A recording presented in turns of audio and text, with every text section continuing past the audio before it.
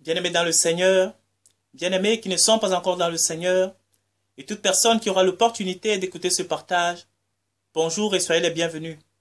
Le thème de notre partage ce matin est intitulé « Il n'y a pas de plagiat dans l'œuvre du Seigneur ». Pourquoi ce thème ce matin, mes bien-aimés dans le Seigneur? C'est très simple. C'est tout simplement que dans le monde chrétien, souvent, on est souvent en dispute sur des dogmes, sur des préceptes, sur des enseignements. Et c'est souvent du genre, ah, j'ai entendu l'enseignement du frère la semaine dernière. Et ça se rapproche fort de l'enseignement que j'avais déjà donné. Donc c'est moi qui suis le premier à avoir donné cet enseignement. Donc voilà souvent des petits conflits qui naissent où des gens parfois veulent s'approprier une manière de prêcher, veulent s'approprier un enseignement qu'ils ont déjà entendu, qui se rapproche parfois fortement de leur enseignement ou de ce qu'ils ont eu à publier, mes bien-aimés dans le Seigneur. Et pour ma part, pourquoi moi je crois qu'il n'y a pas de plagiat dans l'œuvre de Dieu? C'est très simple. Parce que dans les choses du Seigneur, il n'y a rien de nouveau sous le soleil, la Bible le dit. Les thèmes que nous utilisons, les choses que la plupart de ceux qui sont sur la toile aujourd'hui, dans les églises ou un peu partout, qui sont de Dieu, essayent de véhiculer. Ce sont des choses qui ne viennent pas d'aujourd'hui, mais bien aimés dans le Seigneur. Christ lui-même est venu confirmer les prophéties qui avaient déjà été dites par les patriarches, les choses qui avaient déjà été enseignées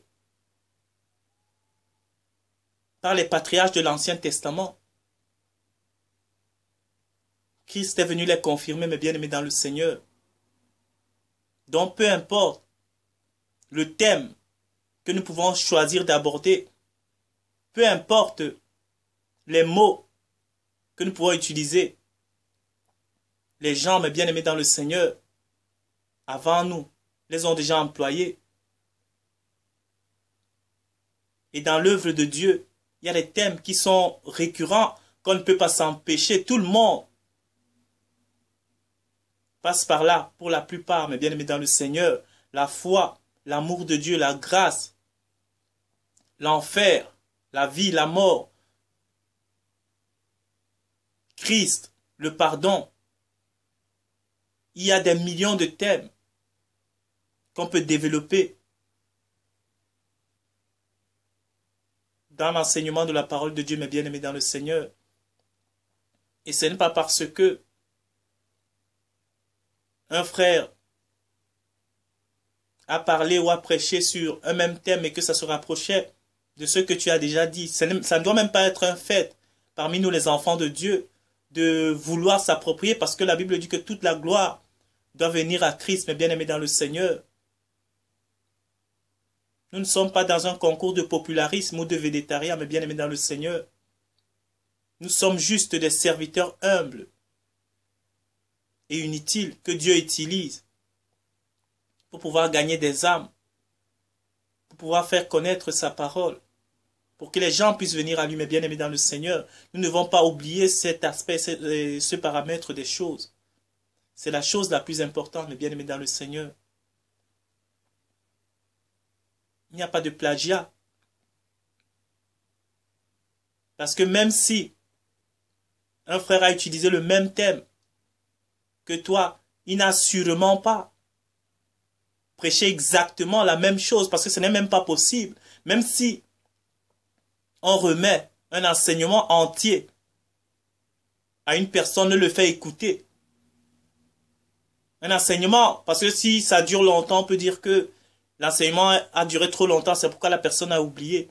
Même si l'enseignement dure 20 minutes, 10 minutes, et qu'on te le fait écouter, je suis sûr et certain que tu seras incapable de reproduire cet enseignement à l'identique. Ce n'est pas possible. Il y aura des mots qui vont se perdre, il y aura des phrases qui vont se perdre, et tu seras obligé de réutiliser d'autres mots. Tu seras obligé d'utiliser ta compréhension, tu seras obligé d'utiliser ta manière de dire. pour pouvoir rattraper les choses qui sont perdues ou les choses qui sont oubliées entre-temps. Et donc, l'enseignement initial n'est plus le même que l'enseignement que la personne qui a écouté va ressortir, mais bien aimé dans le Seigneur. Et c'est ça. Et c'est ça même que moi je trouve qui est bien. Parce que si une personne reparle d'un thème, il y a toujours quelque chose qu'on gagne en plus. Il y a toujours quelque chose qu'on découvre que peut-être dans la personne qui a développé en premier lieu, peut-être n'avait pas assez développé ou l'avait développé d'une manière que peut-être les autres n'avaient pas bien compris. Il y a toujours, moi je pense qu'il y a toujours un plus. Quand une personne reprend un thème, un enseignement ou quelque chose, il y a toujours quelque chose à gagner, mais bien aimé derrière. Donc moi je ne vois pas ça comme un mal de pouvoir s'appuyer sur un thème, s'appuyer sur un enseignement pour pouvoir également avancer et faire comprendre la même chose, mais d'une autre manière à des personnes, mais bien aimées dans le Seigneur. Et c'est ça qui fait la gloire de notre Dieu. Et ce n'est pas du plagiat. Nous tous, en tant qu'enfants de Dieu, nous avons un même document. Nous avons un même livre qui est la Bible. Nous nous appuyons tous sur la Bible. Et pourtant, nous avons des manières de comprendre différentes. Et ça résume assez clairement que le plagiat ne peut pas exister. Si je pas ressortir ça, si je vais peut-être faire une connotation avec, je dirais que la Bible, c'est le thème. Et maintenant, la manière qu'on développe le thème ne peut pas être... Chaque personne a sa compréhension quand il lit un verset biblique, quand il lit une parole dans la Bible, il a sa manière de comprendre, il a sa manière de l'interpréter, selon ce que Dieu lui met dans son cœur. Et c'est pareil avec un thème biblique, c'est pareil avec un enseignement, mais bien aimé dans le Seigneur. C'est pourquoi je crois qu'il n'y a pas de plagiat.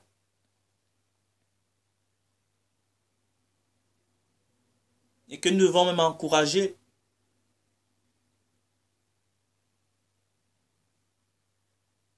des jeunes en Christ qui se lancent. C'est toujours bon, puisque même pour aller enseigner quelqu'un, la plupart d'entre nous,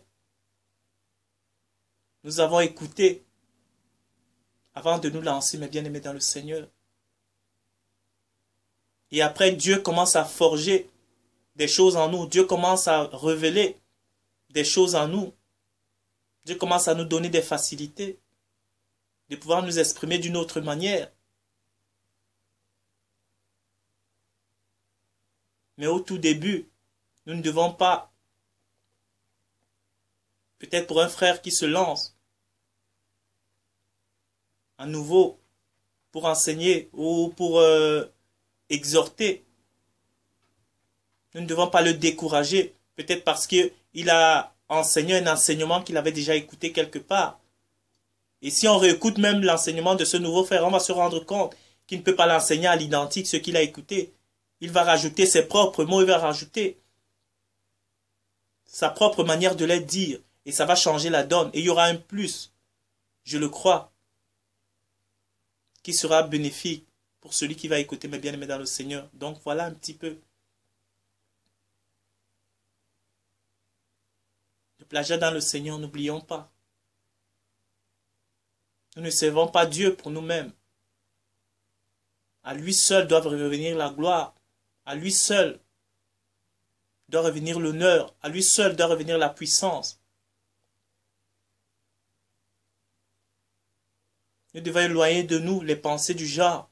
Ah, c'est moi qui ai parlé de ce thème en premier. C'est moi qui ai enseigné comme ça en premier. C'est moi qui ai... je ne sais pas, l'enseignement du frère ressemble à l'enseignement que j'ai donné là. Non. Il n'y a jamais deux mêmes choses à l'identique, mais bien aimé dans le Seigneur. Ça sera en plus ou en moins, mais ça ne sera jamais la même chose. Donc c'était la petite exhortation que je voulais apporter, mais bien aimé dans le Seigneur. Le plagiat en Christ, pas du tout. Encourageons plutôt ceux-là qui veulent se lancer pour servir le Seigneur. Appuyons-les, soutenons-les. afin que l'œuvre du Seigneur puisse avancer. Soyez tous bénis. Maintenant, pour ceux qui ne connaissent pas encore le Seigneur, je vous invite à lui donner votre vie. Je vous invite à venir à lui. Ce n'est qu'en Jésus-Christ que Dieu donne la vie éternelle. Ce n'est qu'en Jésus-Christ que Dieu change, que Dieu transforme, que Dieu renouvelle, mes bien-aimés dans le Seigneur. Nous avons tous besoin de Dieu autant que nous sommes. Peu importe nos caractéristiques physiques. J'aime toujours dire, c'est un petit exemple que j'aime, quand on est jeune, on est beau, on est en bonne santé physique. J'aime toujours dire, on a des pectoraux bien gainés, on a des tablettes de chocolat, des abdos. On a des biceps, comme Jean-Claude Van Damme. Mais bien aimé, même avec tout cela, je peux vous le garantir. Si vous n'avez pas Jésus-Christ dans votre vie, vous êtes malade, vous avez un problème. Peu importe votre bonne santé physique, vous avez besoin de Jésus-Christ dans votre vie.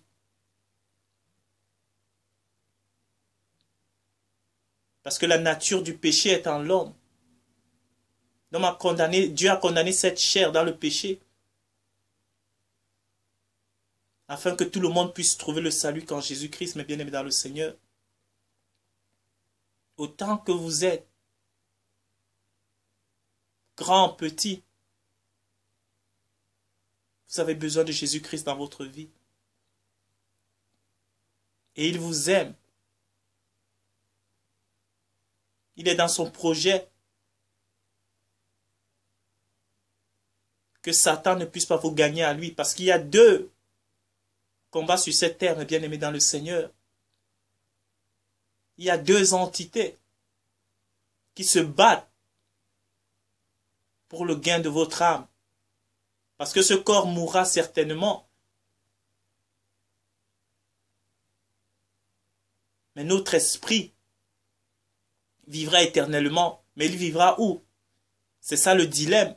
C'est ça le vrai combat. Ira-t-il avec Dieu ou avec Satan en enfer? Et je vous invite, mes bien-aimés, à choisir le meilleur camp, à choisir le bon camp, qui est celui de Jésus-Christ. Car c'est en lui seul que Dieu a mis la vie et la vie véritable. Satan pourra vous miroiter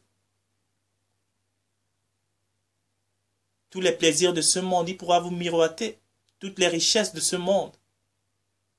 Il pourra vous miroiter toutes choses. Parce qu'aujourd'hui, ne vous leurrez pas. Le monde dans lequel nous vivons est sous l'emprise du diable, est sous l'emprise de Satan. Il pourra vous le miroiter, mais auriez-vous la capacité de pouvoir y résister? Mais je vous le dis tout de suite, vous n'y résisterez pas si vous n'avez pas Christ en vous. Vous n'y résisterez pas. Christ a été tenté. Et tout le monde sur cette terre, à un moment donné, passera par cette tentation-là. Et vous serez obligé de faire un choix.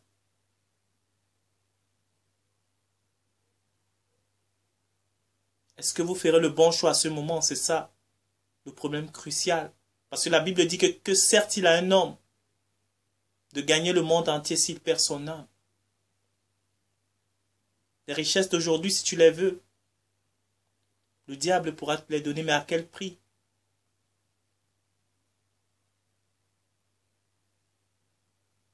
À quel prix, mes bien-aimés dans le Seigneur? Mais Christ vous aime. Il veut que vous ayez la vie et la vie en abondance. Il veut vous transformer. Il ne veut plus vous voir malheureux. Vos échecs, vos troubles, votre vie passée, il peut tout effacer aujourd'hui. C'est à vous de faire le choix, mes bien-aimés dans le Seigneur. La Bible dit, au travers de Jésus-Christ, je me tiens à la porte et je frappe. Celui qui entend ma voix et ouvre la porte, j'entrerai chez lui Je souperai avec lui et lui avec moi, mes bien-aimés dans le Seigneur. Dieu veut faire une alliance avec vous au travers de Jésus-Christ. Il veut vous sortir de votre vie actuelle. Vous-même, vous connaissez les tourments dans lesquels vous vivez. Vous connaissez les situations difficiles dans lesquelles vous vivez. Je ne vous promets pas monts et merveilles, mais Dieu, une chose, je suis sûr, il peut les changer pour votre bonheur.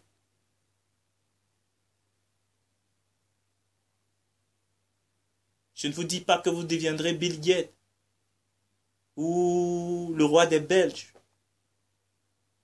Mais vous aurez la paix du cœur, mes bien-aimés dans le Seigneur. Vous recevrez une paix que le monde ne connaît pas. Vous recevrez une paix que rien ne vous troublera plus. Parce que vous aurez auprès de vous et en vous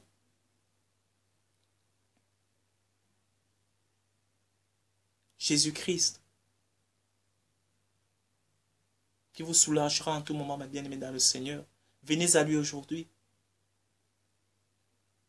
Il vous tend ses bras, il vous ouvre ses bras, mes bien-aimés dans le Seigneur. Êtes-vous prêt à saisir sa main et à vous laisser guider et conduire par lui? C'est la question qui est posée ce soir. Si vous voulez faire cette expérience, si vous voulez faire ce pas, l'occasion vous est donnée ce soir, mes bien-aimés dans le Seigneur. Peut-être que demain, vous ne l'auriez plus. Peut-être que demain, il sera trop tard, mes bien-aimés dans le Seigneur. C'est aujourd'hui le temps de prendre la décision. C'est aujourd'hui le temps de pointer pour sa destinée, mes bien-aimés dans le Seigneur. Si vous le voulez, c'est très simple. Vous pouvez rentrer chez vous, ouvrir la porte de votre chambre, vous mettre à genoux et demander à Dieu de venir dans votre vie au travers de Jésus-Christ, de demander pardon pour vos péchés, de vous repentir sincèrement. Demandez à l'Esprit de Dieu de venir éclairer votre vie, de venir chasser les ténèbres qui y règnent, la confusion qui y règne, le péché qui y règne. Et Dieu vous délivrera certainement au travers de Jésus-Christ. Ou si vous le voulez, vous pouvez également le faire avec moi. Vous pouvez juste prendre des mots que je dirais comme les vôtres. Et Jésus viendra tout aussi bien dans votre cœur. Si vous le voulez, nous pourrons juste incliner la tête. Et nous allons prier, incliner la tête. Vous pouvez juste dire, Seigneur Jésus, merci pour ta parole. Merci parce que tu es vivant.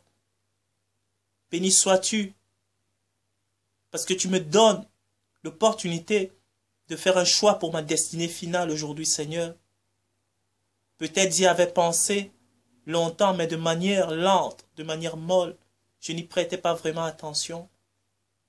Mais Seigneur, aujourd'hui, j'ai compris que c'était crucial, que c'était une affaire de vie ou de mort, Seigneur. Et je veux vivre, Seigneur. Pas à cette vie-ci, mais je veux vivre à toi. Et avec toi, Seigneur, notre Dieu. Jésus-Christ, viens maintenant dans mon cœur. Que ton esprit vienne chasser les ténèbres de ma vie. Que ton amour surabonde là où mes péchés ont abondé, Seigneur. Pardonne-moi. Laisse maintenant que je me laisse guider par toi, Seigneur. Que la main que je t'ai tendue ce soir, tu puisses la saisir et me conduire sur le chemin. Que je n'ai plus jamais peur. Que ta sécurité m'entoure et que ton amour m'environne, Seigneur. Merci. Au nom puissant de Jésus-Christ, je t'accepte comme mon Seigneur, mon Sauveur. Viens prendre le contrôle de ma vie et fais de moi la personne que tu veux que je sois. Au nom de Jésus-Christ. Amen. Amen, mon frère, ma soeur, mon ami, mon bien-aimé. Si tu as fait cette prière, bienvenue parmi les enfants de Dieu. Bienvenue dans la communauté des enfants de Dieu. Si tu as une Bible, tu peux commencer à la lire. S'il y a une église, une assemblée près de chez toi, tu peux y aller. Dieu lui-même te guidera, il te montrera le chemin, il te dira quoi faire. Et tu peux continuer à entretenir ta relation avec lui au travers de la prière, de la méditation, lui demander de te changer, de te transformer, de te renouveler. Et il le fera de bon cœur, mon bien-aimé dans le Seigneur. Sois encore béni, sois fortifié. Courage, tu es fidèle. Il ne t'abandonnera pas. Tu as pris la bonne décision ce soir. Tu as pris le meilleur chemin ce soir. Et sois-en sûr, tu regretteras plus tôt de n'avoir pas connu ce chemin plus tôt, mon ami dans le Seigneur. Et pour ceux qui sont déjà en Christ, soyez encore bénis. Soyez encore plus forts. Les temps sont proches. Jésus-Christ revient bientôt. Soyez fidèles. Et Dieu vous couronnera de la couronne de vie. Merci d'avoir pris de votre temps pour écouter ce partage. Soyez bénis et à la prochaine.